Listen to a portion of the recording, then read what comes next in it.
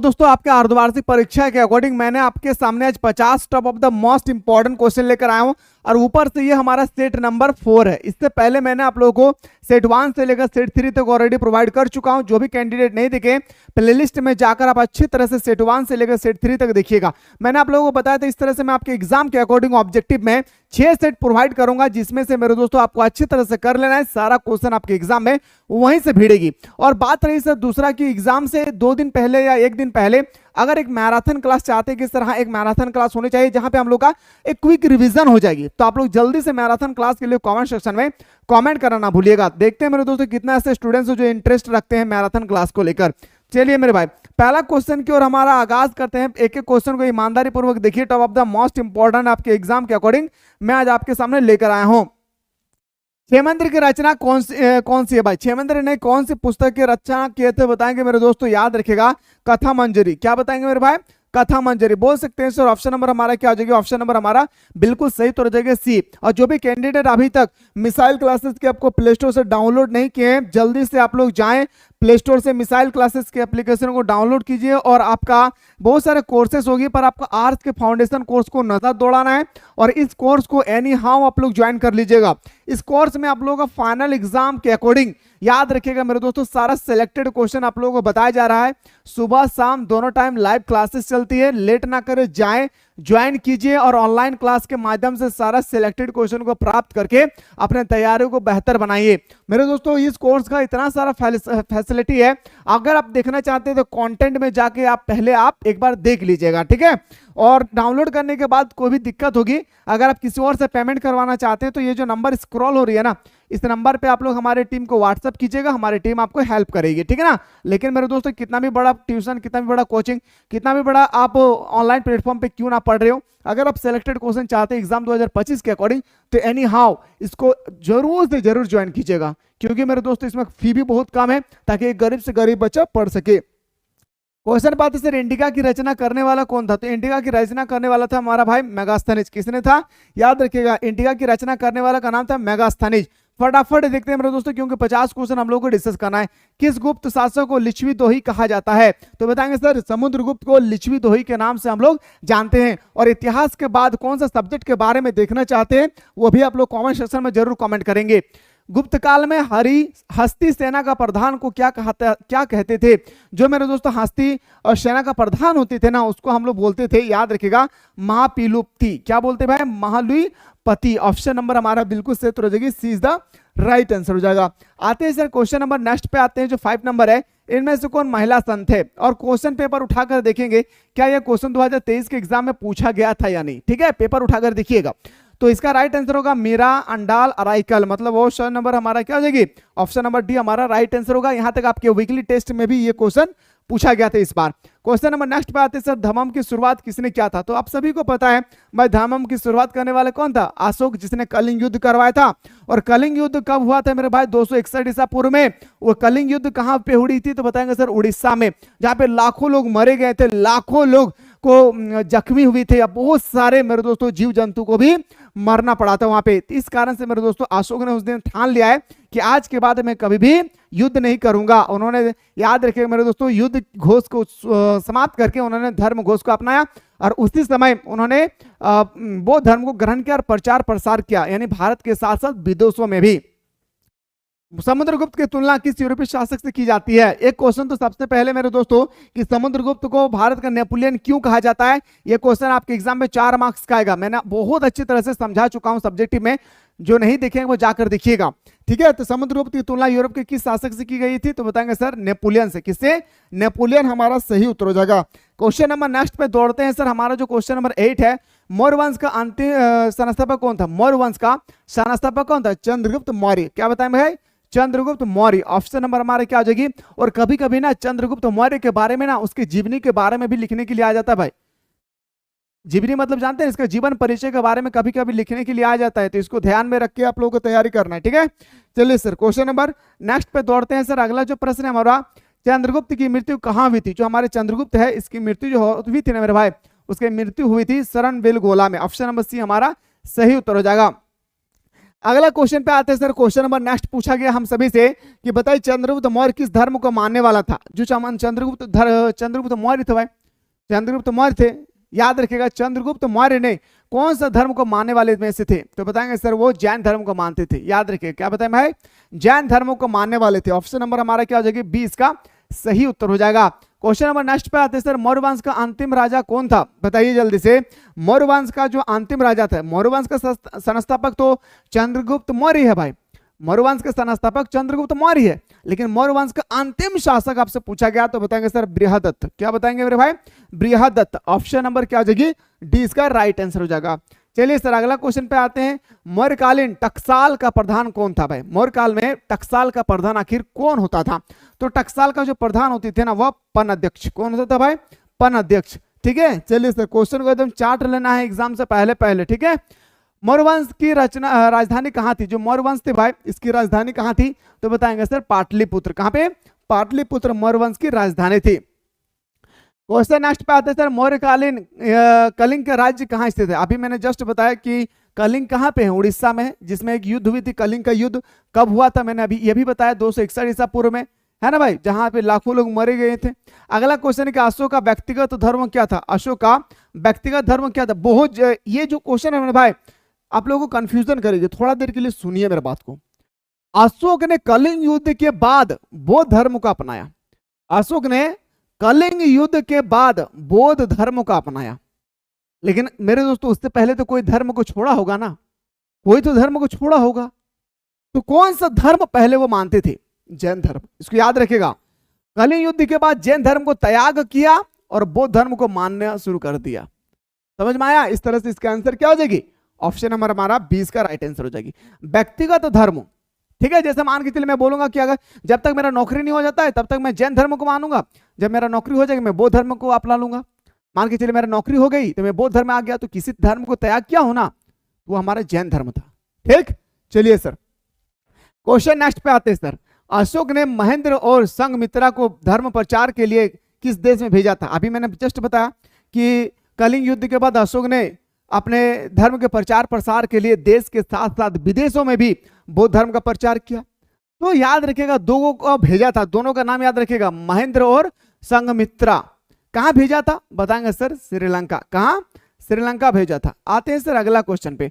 अशोक किस वंश के शासक थे। जो हमारे अशोक थे ना भाई, याद रखिएगा वो मौर्य वंश के शासक थे। कौन वंश का, हमारा अशोक जो है भाई वो कौन सा वंश का शासक थे, मौर्य वंश का शासक थे। अगला क्वेश्चन पे आते हैं। चंद्रगुप्त मौर्य काल में कलिंग की राजधानी कहां थी। चंद्रगुप्त मौर्य काल में सबसे पहले तो कलिंग, मैंने अभी जस्ट बताया कलिंग कहां पे, उड़ीसा पे है।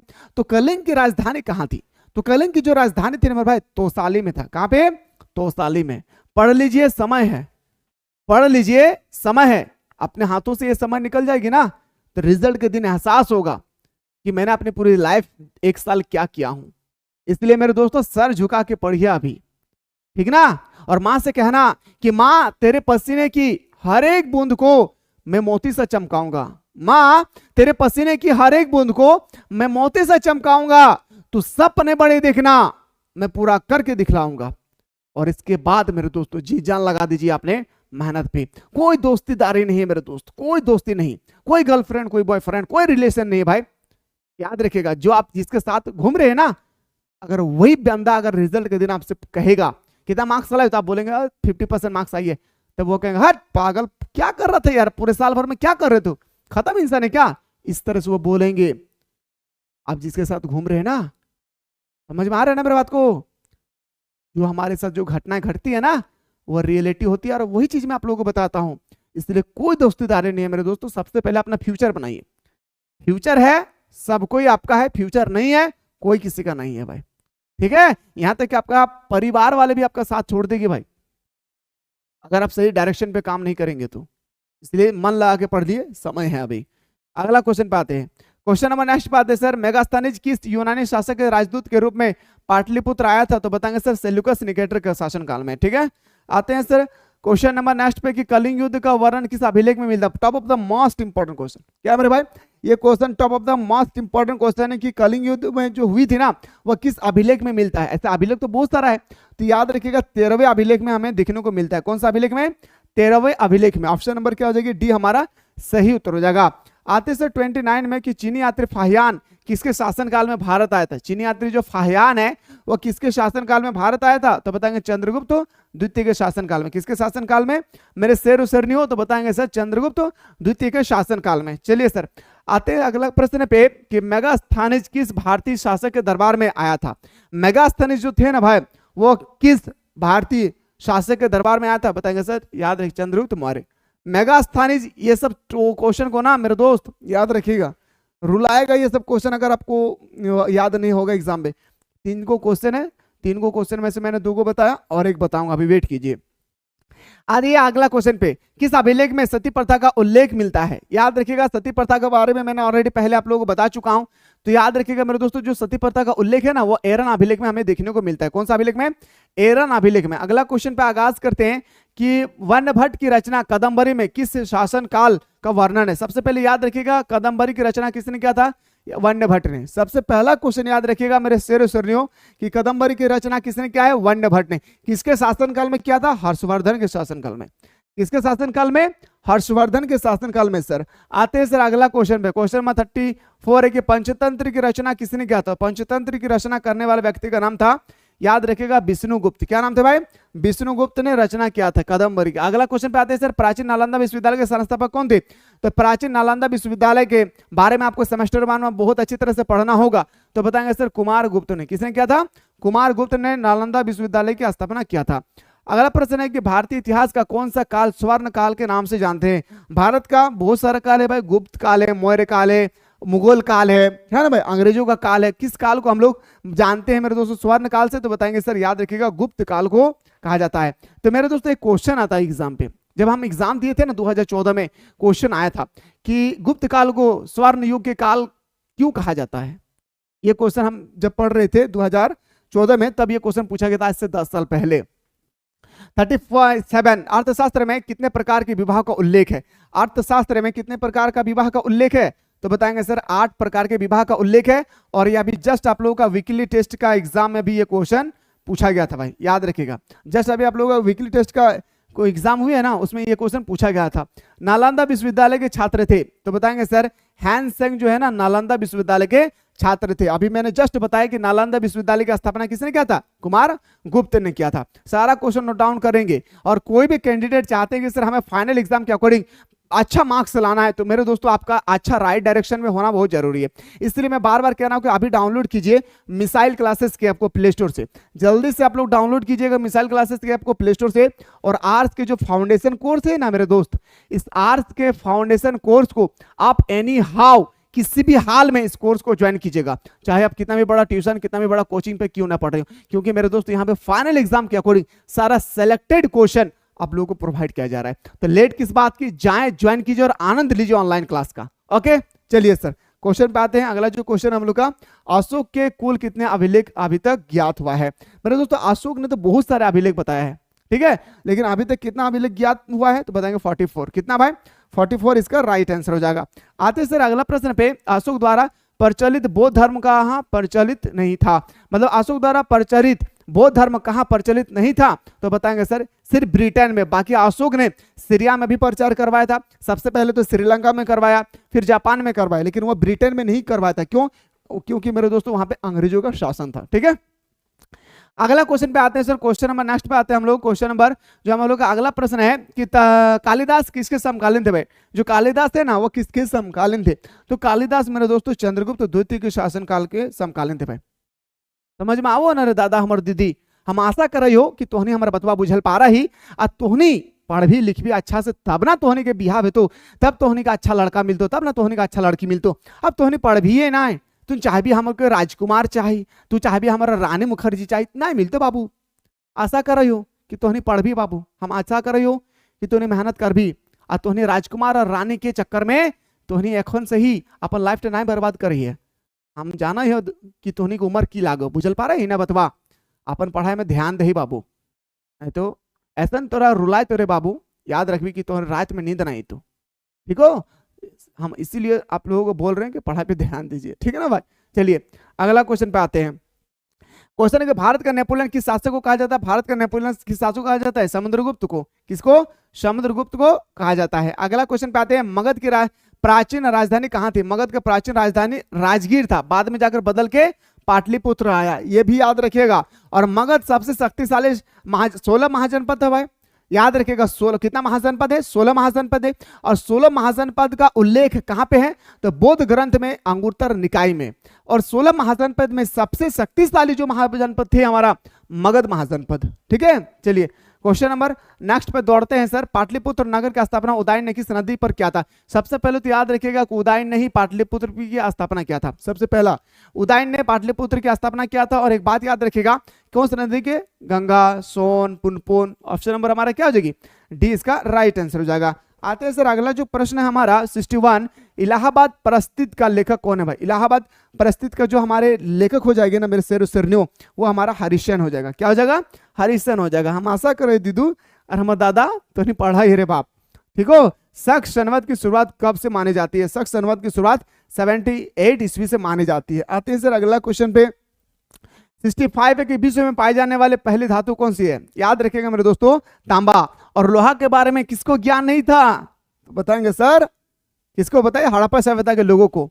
ठीक है, मोहनजोदाड़ो, हड़प्पा सॉरी भारत की सबसे प्राचीनतम लिपि क्या थी? भारत की अगर सबसे प्राचीनतम कोई अगर लिपि है ना तो हमारा ब्राह्मी लिपि। क्या होगा? ब्राह्मी लिपि। ऑप्शन नंबर हमारा बी इसका राइट आंसर हो जाएगी। आते हैं सर क्वेश्चन नंबर नेक्स्ट पे आते हैं 67 में कि प्रयाग परिस्थिति का संबंध किस गुप्त शासक से है? तो समुद्रगुप्त से। याद रखिएगा, प्रयाग परिस्थिति का संबंध किस गुप्त शासक से है? तो बताएंगे मेरे शेरनियों क्या? समुद्रगुप्त के। अगला क्वेश्चन पे आते हैं सर, क्वेश्चन नंबर नेक्स्ट पे आते हैं 69, अशोक किस वंश का शासक था? जो हमारे अशोक दी है भाई, वो किस वंश का शासक था? मौर्य वंश के शासक थे। किस वंश के? मौर्य वंश के शासक थे। आते हैं सर 70 में अर्थशास्त्र के लेखक कौन थे? अर्थशास्त्र के लेखक जो थे हमारा कौटिल्य। याद रखिएगा, कौन था भाई?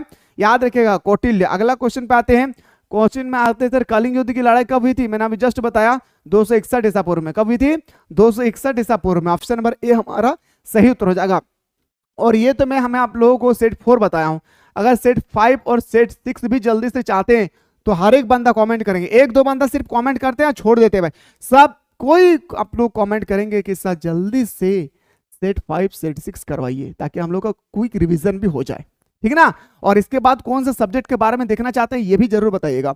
मुद्रा राक्षस की रचना किसने किया था भाई? तो विशाखादत्त ने। किसने किया था? याद रखिएगा, विशाखादत्त ने मुद्रा राक्षस की रचना किए थे। क्वेश्चन नंबर नेक्स्ट पे आते हैं सर 73 के वेदों की संख्या कितनी है? सबसे पहले मैं बता दूं आप लोगों को, वेद की संख्या 4 है। लेकिन मेरे दोस्तों सबसे पुराना वेद अगर आपसे पूछा जाएगा तो ऋग्वेद सबसे पुराना वेद क्या है भाई? ऋग्वेद सबसे पुराना वेद है। ठीक है, कनिष्क का राजरोहण कब हुआ था? तो बताएंगे सर 78 ईसा पूर्व में। कब हुई थी? सॉरी 78 ईस्वी में। ऑप्शन नंबर हमारा क्या हो जाएगी? हमारा बी इसका राइट आंसर हो जाएगी। आते हैं सर अगला क्वेश्चन पे। अगला क्वेश्चन पे जाने से पहले मेरे दोस्तों मैं आप लोगों को फिर से एक रिमाइंडर कराना चाहता हूं कि जो भी कैंडिडेट अभी तक मिसाइल क्लासेस के आपको डाउनलोड नहीं किए, फिर से मेरे दोस्तों आप लोग जल्दी से मिसाइल क्लासेस के आपको डाउनलोड कीजिए। और सुबह शाम यहाँ पे ऑनलाइन क्लास चलता है सिलेक्टेड क्वेश्चन के साथ। 2025 में जो एग्जाम होने वाला है ना, उसी के अकॉर्डिंग यहाँ पे सिलेक्टेड क्वेश्चन चल रहा है। तो लेट ना करिए, जाएं सिलेक्टेड क्वेश्चन को प्राप्त कीजिए। ठीक है, मैं क्या बोल रहा हूँ? सिलेक्टेड क्वेश्चन को प्राप्त कीजिए और ऑनलाइन क्लास का आनंद लीजिए। फी भी बहुत कम है, इसलिए मैं बार बार आप लोगों से रिमाइंडर करवा रहा हूँ। प्रयाग परिस्थित स्तंभ अभिलेख किस लिपि में लिखा गया? तो बताएंगे ब्राह्मी लिपि। किस लिपि में? ब्राह्मी लिपि। सो दोस्तों यहीं पे आज हमारा क्लास को हम लोग समाप्त करते हैं। यहीं से हम लोग स्टार्ट करेंगे सेट नंबर 5 में। तो जो भी चाहते हैं तो जल्दी से कमेंट सेक्शन में कमेंट करना बोलते। मिलते हैं इसी तरह से नेक्स्ट वीडियो।